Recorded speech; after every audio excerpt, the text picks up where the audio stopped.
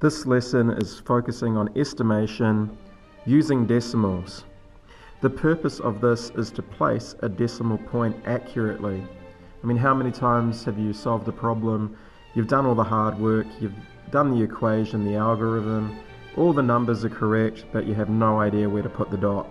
So as a problem, we've got 7.6 and we need to times that by 4.4. So what we need to do first of all is we need to start thinking about, well, what whole number is really close to 7.6 that's easy to work with, and what's the other one that's really close to 4? Well, in this case, I've rounded 7.6 to 8, and I've rounded 4.4 to 4. Why have I chosen those numbers? Because I'm using my basic facts.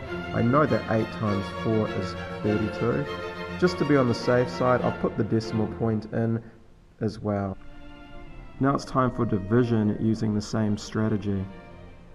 This time we've given this problem 58.6 and we're dividing it by 8.4.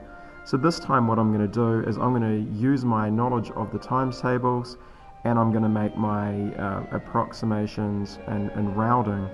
So I know that in the times tables that 8 times 7 is 56, so I'm going to round 58.6 to 56.